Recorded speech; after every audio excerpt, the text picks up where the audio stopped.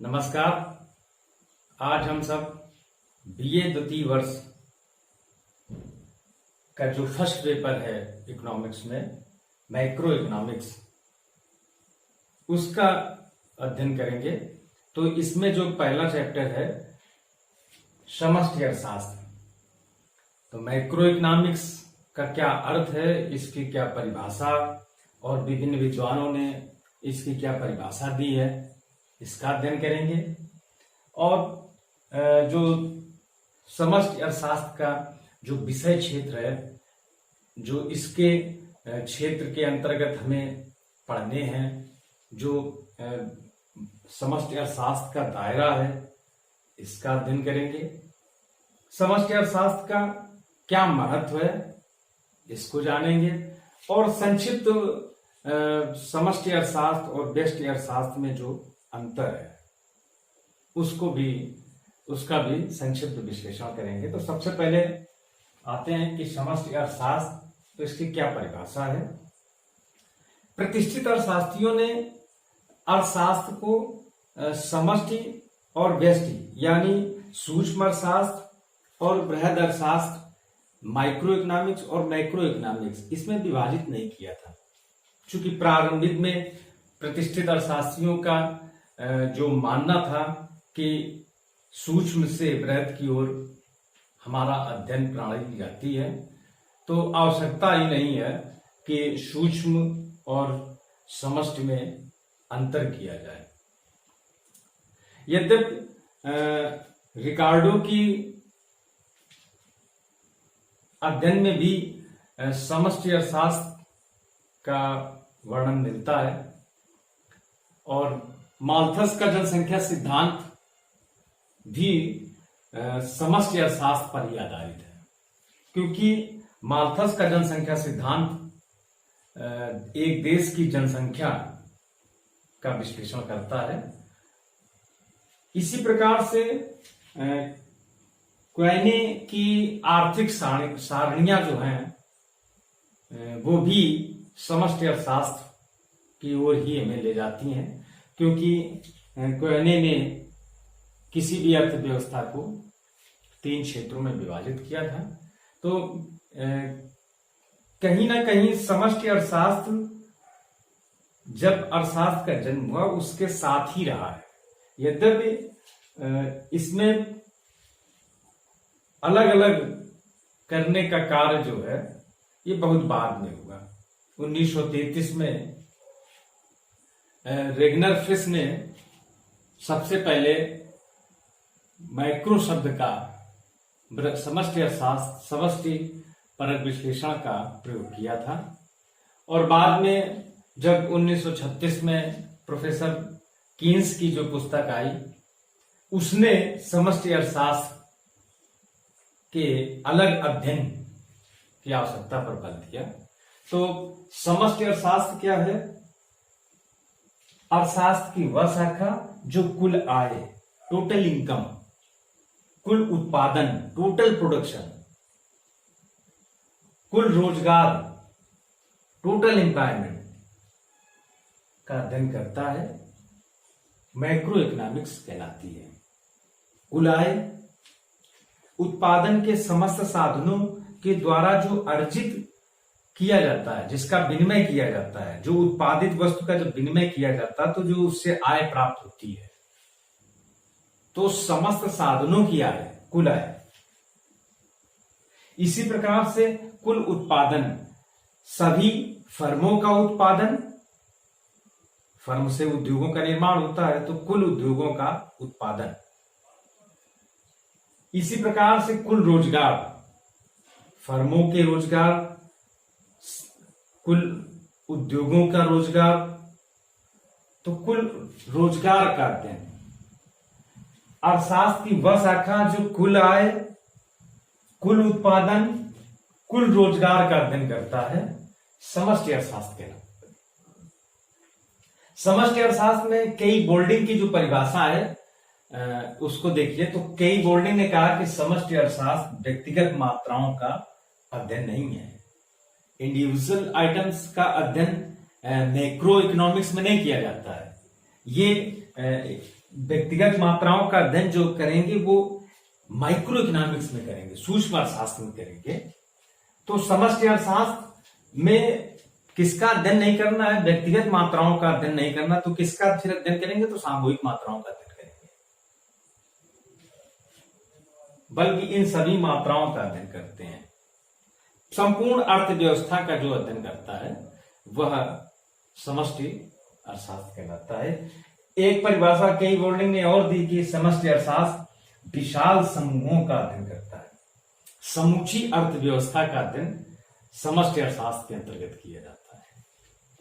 तो समष्टि अर्थशास्त्र की जो परिभाषा हमारे सामने आती है, तो बस उसको ये याद रखना है कि अर्थशास्त्र की वह शाखा जो कुल आय, कुल रोजगार, कुल उत्पादन अर्थात संपूर्ण अर्थव्यवस्था का अध्ययन करता है, वो समष्टि अर्थशास्त्र कहलाता है। इसका विषय क्षेत्र, तो इसके विषय क्षेत्र में निम्नलिखित आते हैं। आय व रोजगार का सिद्धांत, आय के सिद्धांत और रोजगार के सिद्धांत। चूंकि कुल आय और कुल रोजगार का अध्ययन समष्टि अर्थशास्त्र में करते हैं, तो ये जो क्षेत्र है इसका, इसमें आय और रोजगार का सिद्धांत आता है। आर्थिक विकास, चूंकि समष्टि अर्थशास्त्र में कुल संपूर्ण अर्थव्यवस्था का अध्ययन करना है और आर्थिक विकास का अध्ययन करना है। सामान्य कीमत स्तर और मुद्रास्फीति के सिद्धांत, समष्टि अर्थशास्त्र में किसी वस्तु के मूल्य का अध्ययन नहीं करना है, एक सामान्य कीमत स्तर का निर्धारण करना, बाजार मूल्य का अध्ययन नहीं करना है, बल्कि सामान्य मूल्य का अध्ययन करना है जो दीर्घकालीन है। मुद्रास्फीति का अध्ययन करना है। वितरण के समष्टिपरक सिद्धांतों का अध्ययन करना है। समष्टि अर्थशास्त्र का जो क्षेत्र है, वितरण के संपूर्ण व्यापार चक्र के सिद्धांतों का अध्ययन भी समष्टि अर्थशास्त्र का क्षेत्र है। समष्टि अर्थशास्त्र में व्यापार चक्र, चूंकि किसी अर्थव्यवस्था में व्यापार चक्र एक सामान्य घटना है, तो व्यापार चक्र के सिद्धांतों का अध्ययन भी समष्टि अर्थशास्त्र के अंतर्गत किया जाता है। उपभोग फलन का अध्ययन करना है। उपभोक्ता की रुचि, निवेश फलन, उपभोग फलन और निवेश फलन, इनका भी अध्ययन समष्टि अर्थशास्त्र में करते हैं। अब इसके समष्टि अर्थशास्त्र के महत्व पर प्रकाश डालते हैं। तो समष्टि अर्थशास्त्र का क्या महत्व है, क्यों हमें इसका अध्ययन करना चाहिए? तो पहला है कि अर्थशास्त्र की प्रकृति समझने में सहायक, चूंकि अर्थशास्त्र के दो भाग हैं, व्यष्टि अर्थशास्त्र, समष्टि अर्थशास्त्र। तो हमें यदि अर्थशास्त्र को व्यापक तरीके से, संपूर्ण रूप में अच्छी तरीके से समझना है, तो हमें व्यष्टि के साथ साथ समष्टि का भी ज्ञान होना चाहिए, माइक्रो के साथ साथ मैक्रो का भी ज्ञान होना चाहिए। इसलिए हमें समष्टि अर्थशास्त्र का अध्ययन करना चाहिए। दूसरा क्या है कि व्यष्टिपरक अध्ययन में सहायक। अब दूसरा कारण महत्व का ये है कि सूक्ष्म का अध्ययन यदि हम कर रहे हैं, तो हमें बृहद का भी अध्ययन, उसका भी ज्ञान होना चाहिए। तो सूक्ष्म का बहुत अच्छी तरीके से विश्लेषण हम तभी कर सकते हैं जब हमें समष्टिपरक ज्ञान दृष्टिकोण ज्ञान होगा। आर्थिक नीति बनाने में महत्व। अब आर्थिक नीतियां बनाने में दोनों अर्थशास्त्र का प्रयोग किया जाता है। हमारा जो अवलोकन है वो व्यष्टिपरक भी होना चाहिए और समष्टिपरक भी होना चाहिए। आर्थिक नीतियों को हम तभी अच्छी तरीके से बना सकते हैं और उनको इम्प्लीमेंट कर सकते हैं, उनको लागू कर सकते हैं, जब समष्टि और व्यष्टि दोनों का उचित समन्वय हो। समूहों के व्यवहार को समझने में सहायक। कई बोर्डिंग ने देखो सबसे पहले परिभाषा समष्टि अर्थशास्त्र की यही दी थी कि समूहों का ज्ञान है, समूहों का अध्ययन जो है समष्टि अर्थशास्त्र में करते हैं, तो समूह के व्यवहार को समझने में समष्टि अर्थशास्त्र हमारी सहायता करती है। राष्ट्रीय आय के मूल्यांकन में, अब राष्ट्रीय आय चूंकि संपूर्ण एक देश की एक वर्ष में उत्पादन के सभी साधनों की आय है, तो इसमें क्या है कि सभी साधनों का योग है, तो योग यानी समूह, तो राष्ट्रीय आय का अच्छी तरीके से अध्ययन करने में समष्टि अर्थशास्त्र सहायक है। आर्थिक समस्याओं के अध्ययन में आर्थिक समस्याओं का व्यष्टिपरक और समष्टिपरक दोनों प्रकार से उसका विश्लेषण किया जाना चाहिए। तो आर्थिक समस्याओं को यदि हम सही तरीके से सही ढंग से सुलझाने का काम यदि करना चाहते हैं, तो हमें माइक्रो इकोनॉमिक का अच्छी तरीके से ज्ञान होना चाहिए। इसी प्रकार से समष्टि अर्थशास्त्र की कुछ सीमाएं भी हैं, और इन सीमाओं ने समष्टि अर्थशास्त्र को एक लक्ष्मण रेखा में बांध दिया है। तो वो सीमाएं क्या है कि समष्टि अर्थशास्त्र में व्यक्तिगत तथ्यों का सामान्यीकरण हो जाता है। जैसे बचत, व्यक्तिगत रूप से बचत प्रशंसनीय है, किंतु यदि पूरा समाज बचत करने लग जाएगा तो आय का जो चक्राकार प्रवाह है वो रुक जाएगा। और इसको एक अलग प्रश्न में खूब पूछा जाता है कि बचत का विरोधाभास क्या है। तो बचत का विरोधाभास, इसमें संक्षिप्त टिप्पणी के रूप में प्रश्न पूछा जाता है, वो यही है कि व्यक्तिगत तथ्यों का सामान्यीकरण समष्टि अर्थशास्त्र में हो जाता है।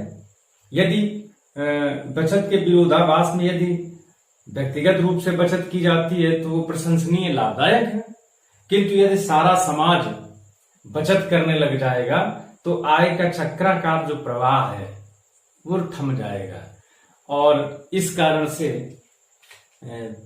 अर्थव्यवस्था में जो बेरोजगारी है वो फैल जाएगी। क्योंकि हम जानते हैं कि अर्थव्यवस्था में सभी क्षेत्र एक दूसरे से जुड़े हुए हैं, एक तालाब की तरह है। यदि तालाब के किसी एक कोने में यदि कोई कंकड़ डाल दिया जाता है तेजी से, तो उसकी लहरें जो है संपूर्ण तालाब में फैल जाती हैं। यद्यपि कुछ स्थान पे तेजी से लहरें आती हैं, कुछ स्थान पे वो लहरें जो है धीमी हो जाती हैं, किंतु लहरों का प्रभाव संपूर्ण तालाब में होता है। इसी कारण से बचत जो है पूरा समाज जब बचत करता है तो वो अर्थव्यवस्था के लिए हानिकारक होती है। समूहों में एक रूपता का अभाव होता है। संपूर्ण एक समूह में यदि एक जंगल है तो एक जंगल में सभी वृक्ष एक समान नहीं होते हैं, और समष्टिपरक अर्थशास्त्र में एक सीमा है कि जितने भी समूह हैं उनको एक रूप मान लिया जाता है। तीसरी सीमा है कि समूहों की माप कठिन है।